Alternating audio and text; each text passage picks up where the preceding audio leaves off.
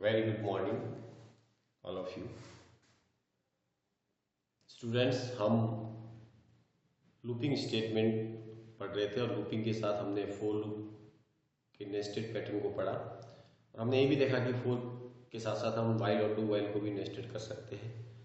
और इसी प्रकार हमने प्रीवियस क्लास के अंदर ब्रेक स्टेटमेंट को भी हमने डिस्कस किया था और आपको बताया गया था कि जिस ब्लॉक के अंदर जिस कंडीशन के साथ ब्रेक का प्रयोग होता है तो ब्रेक जो है उस स्कोप से आपके प्रोग्राम के कंट्रोल को एग्जिट कर देता है, वहां से आप बाहर निकल जाते हैं।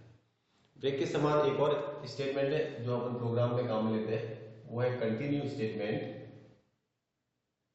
स्टूडेंट्स, कंटिन्यू स्टेटमेंट ब्रेक की तरह काम में आता है, लेकिन आउटपुट के तौर पे यानी इनकी वर्क इनका जो पैटर्न है वो डिफरेंट है। वही एग्जांपल जो हमने प्रीवियस क्लास में लिया था, for i is equal to 1, i is less than and equal to 10, i plus plus. अगर हम इस सिंपल लूप का प्रयोग करते हैं और फिर हम इसके अंदर printf का प्रयोग करेंगे तो आपको पता है कि it's display number bit from 1 to 10।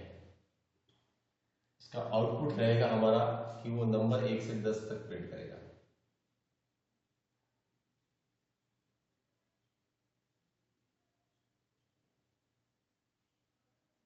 अगर हम यहाँ पर कंडीशन के साथ कंटिन्यू स्टेटमेंट का प्रयोग करते हैं, वही कंडीशन, सपोज मैंने सेम कंडीशन का प्रयोग कर रहा हूँ, i इज इक्वल टू 5, अगर i का मान 5 होगा तो कंटिन्यू। यहाँ पे ऐसे ही लिख देता हूं मैं, प्रीवियस एग्जांपल में हमने ब्रेक का प्रयोग किया था।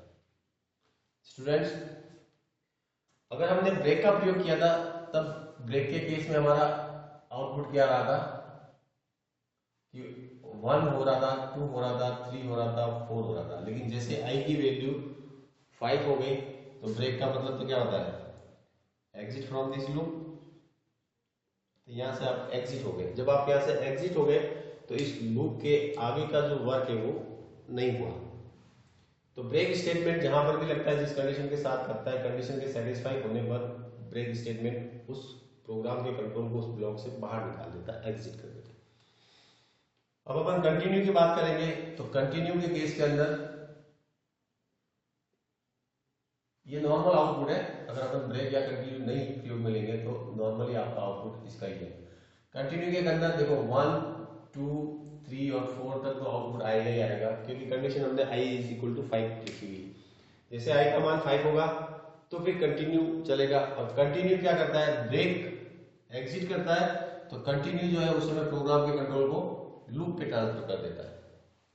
प्रोग्राम के कंट्रोल को कहां पे ट्रांसफर कर देता है, लूप पे। तो जब i का मान 5 हुआ और कंटिन्यू चला तो इसने वापस क्या किया, कंट्रोल को यहाँ पे नहीं भेजा, यानी कि i की वैल्यू को प्रिंट नहीं करके यहाँ से ट्रांसफर कर दिया कंट्रोल वापस कहां पे, लूप पे। लूप पे जाते क्या किया, i की वैल्यू एक इंक्रीज हो गई, तो 5 की तो क्या हो गई, 6 हो गई। कंडीशन अभी भी ट्रू है तो प्रिंट करेगा, 6 को प्रिंट करेगा। अब अंदर आते ही ये कंडीशन तो ट्रू हो नहीं रही क्योंकि i का मान 6 हो गया, तो अब ये प्रिंट करेगा, वापस ऊपर जाएगा, वापस प्रिंट करेगा। इट मींस आगे का एग्जीक्यूशन एज इट इज चलेगा। सिर्फ नहीं चलेगा तो क्या नहीं चलेगा, i का मान जब 5 होगा तब ये स्टेटमेंट नहीं चलेगा। बाकी i का मान 1, 2, 3, 4 है तब भी ये स्टेटमेंट चल रहा है, i का मान 6, 7, 8, 9, 10 है तब भी ये चल रहा है।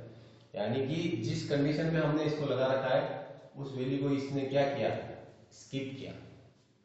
उस वैल्यू को इसने क्या कर दिया, स्किप कर दिया। वापस ध्यान रखना, अगर कंडीशन के साथ कंटिन्यू का प्रयोग किया है तो कंडीशन के सेटिस्फाइड होने पर कंटिन्यू जो है प्रोग्राम के कंट्रोल को लूप पे ट्रांसफर करता है। अगर कंडीशन के साथ हमने ब्रेक का प्रयोग किया है तो कंडीशन के सेटिस्फाइड होने पर प्रोग्राम के उस ब्लॉक से हम एग्जिट हो जाते हैं और उससे हम बाहर आ जाते हैं।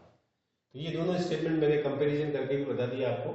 कंटिन्यू और ब्रेक स्टेटमेंट हम प्रोग्राम में इनका उपयोग भी होगा और उपयोग करेंगे। और भी एक दो स्टेटमेंट है जो अपन डिस्कस करेंगे नेक्स्ट क्लास में। Thank you.